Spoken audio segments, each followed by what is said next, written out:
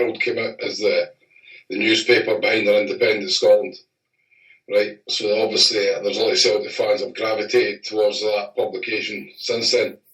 I've no idea what the sports editorial is, how they've treated the whole Sevco affair. I mean, I just didn't pay attention at all.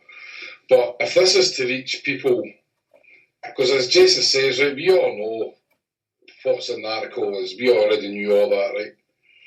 Majority of football fans who are online will know all that. If you're trying to target the people like who I talk with, somebody like my dad, who still buys the Daily Record and buys the Sunday Mail, right? The Herald's not really the newspaper to put it in, because the majority of football fans, I think, probably still buy the Sunday Mail. If you're trying to target the people who don't know about this, but they're football fans, if you know what I mean. Non-football fans are just not even got to read that. They've just got to roll their eyes and go, oh, there's another thing between Celtic Rangers fans. They just got to roll their eyes and go, right by it. Non-football fans aren't interested in the slightest. The Scottish media aren't going to change anything. We know that they know what we know. Do you know what I mean? This isn't going to change anything. Now, I wouldn't say I was embarrassed by it either, but I did find it a bit, oh God, really? Do you know what I mean? A wee bit cringy as well, but... That's what I'm not saying I was waking up black or fun. No, I know what you mean, man. I know what you mean. But I just think some of the stuff I've been reading on Facebook, it's like yesterday, the war of words between fans, and I'm just like, fuck, calm down, boys. It's not the end of the world either way. Like, no, it's just an ad in a paper, and it's no fanning the flames of hatred or nothing like that. Nobody's even got to. Nobody at the game next week's going to be on fucking get it to the Celtic fans. They put an ad in the paper, like, no. They'd be forgotten about as quick as it was in.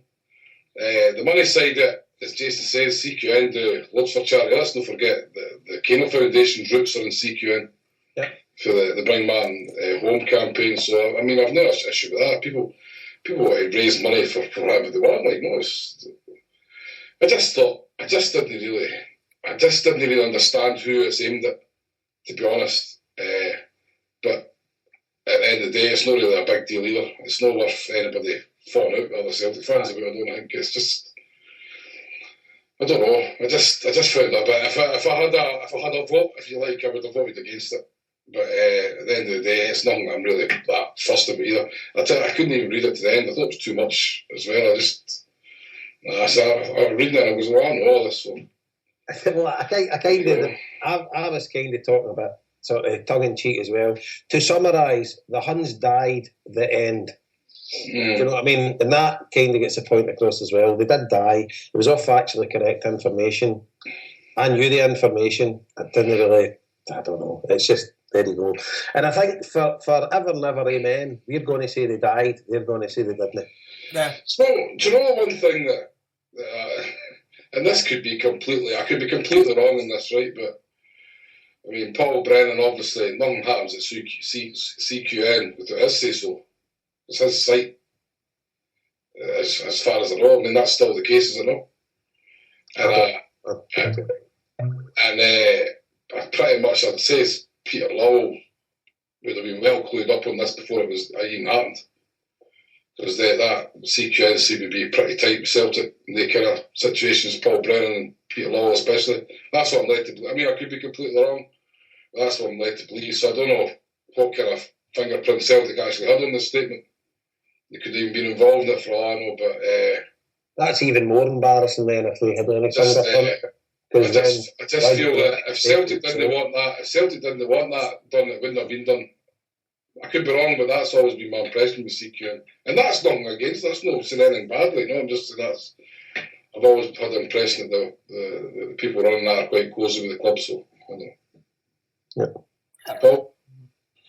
I mean, I think the heart of the matter is that it's Celtic that should have said this, years ago, and that's what's led to this issue continue to go on and on and on.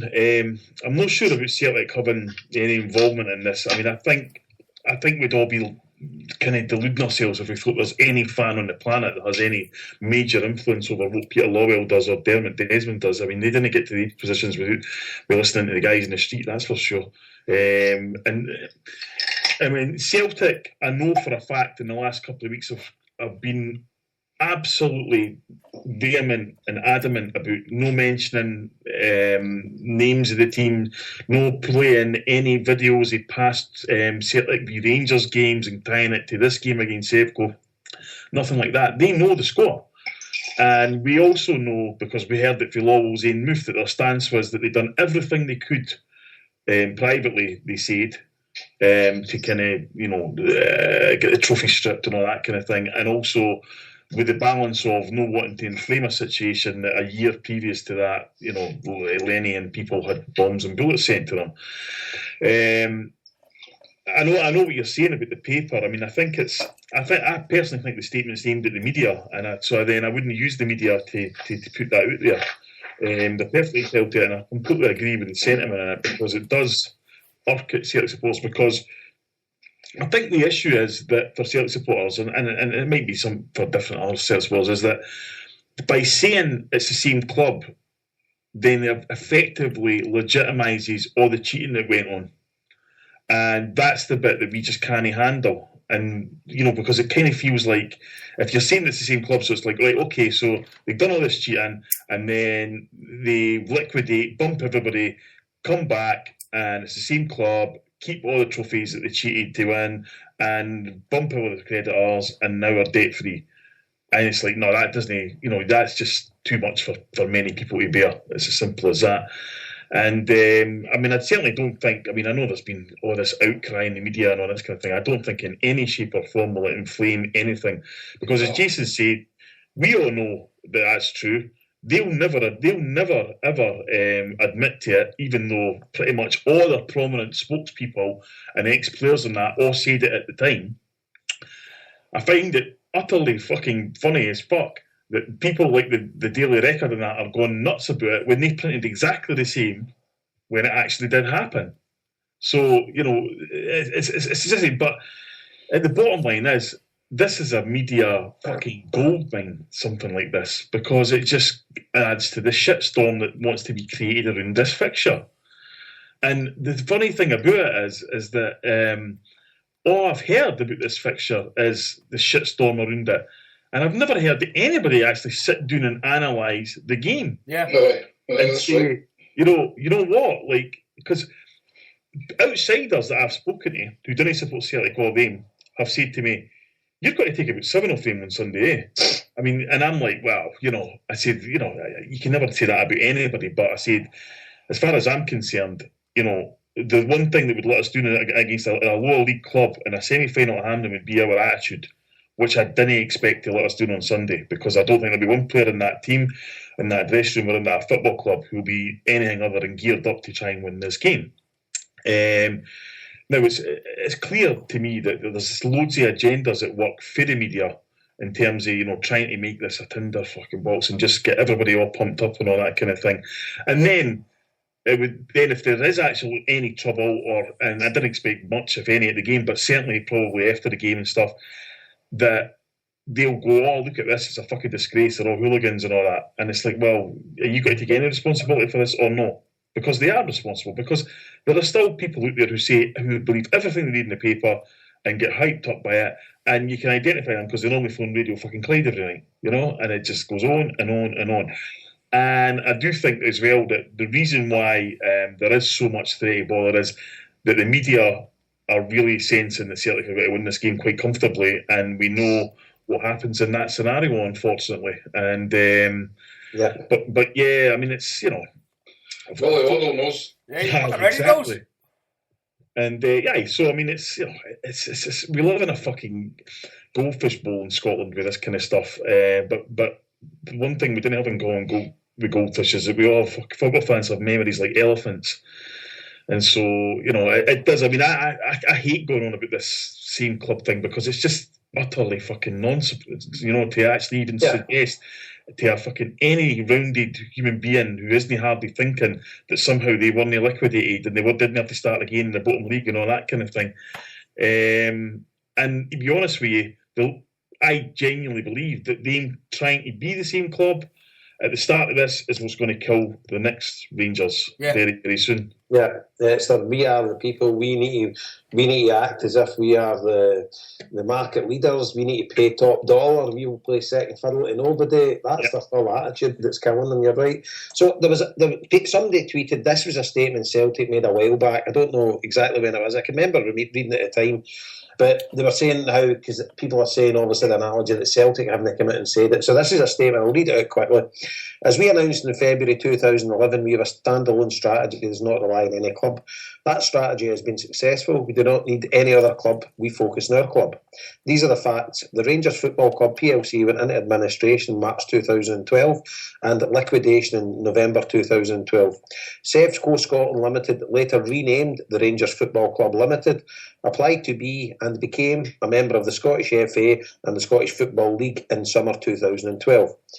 In the Scottish FA and SPFL competitions, there is a team called Rangers FC, which plays at Ibrox, trains at Murray Park, and has the same crest, strip and supporters as before. We need to play whoever we are asked to play in these competitions. As a club, we stopped referring to the old firm some time ago as we did not think that the term was relevant. So that was a statement Celtic made a while back. So that kind of says it to me, but it doesn't say it forcefully enough for some. But just thought I'd read that out because that's been tweeted over the past day. I mean, look, I personally, there's two things about this, and it's both basically one. Celtic have got to stop pandering to the fucking media about everything. Yeah, every day I get people saying to me, "Oh, but the media will say this." Who cares? And secondly, they need to stand up for their own supporters and just say, "Right, this is what we are, who we are, what we're all about, and that's it." And fuck what anybody else thinks. There is not a fucking one in Scotland that would hate us any less if we'd done anything at all. Yeah. I mean, if they honestly think that the fucking bigots like Dingwall and Graham and all that suddenly like us because they gave 10 grand to fucking Fernando Rickson's appeal, which is a great gesture, but they're never going, oh, you know what, they're actually all right. It just doesn't work like that. And we cannot hand the fucking game over to bigots and morons. You know what I mean? Most people are absolutely sound wherever you go. But what happens, I mean, basically now there's a culture in Scotland where the minute you speak out against anything to do with them, the thugs take over. And they'll hound people at their jobs and in their fucking houses and all that, and they'll write letters and emails and all that kind of thing, and they'll get people sacked and all of that. And we do have to kind of stand up at that, and Celtic need to lead that because, you know, it's not, there seems to be a thing at Celtic where it's like they're the only ones that ever suffer. The fans suffer every day of life. We've all witnessed and seen and experienced the ugly side of Scottish society. And Celtic need to remember that at times, you know what I mean? And I would hope that, because, listen, it's like we're talking about, right, the baller on Sunday, right? Now, I know I'm not going to be at the game, but if, you know, Jason will be there, and if Joe and Harper was there, I wouldn't have one worry about any of you, because it wouldn't be you guys that go targeted. It would be some pair wee guy still walking on his own at 18-year-old who happens to just want to go and watch his team player be the one that ends up getting harmed. And that's the people that I care about. And we have to, you know, we have to kind of stand up for these people, and they shouldn't have to be fearing anything going to a football match because these fucking idiots can't fucking remember basic facts about their club dying, you know? I don't know about Joe, like, because if he was strolling up there on his own, that fucking Jester's hat. Jason's like, I might have said about him. Hey, see another thing. You made a great point, Paul, and you've said it countless times. You said it even to Peter Law when I was sitting there. But I'd add to the fact, see if Celtic threw their weight behind the Taliban, Al Qaeda, and Islamic State the night, they wouldn't hate us any more than more. Do you know what I mean? They detest us. They actually despise the ground we walk on.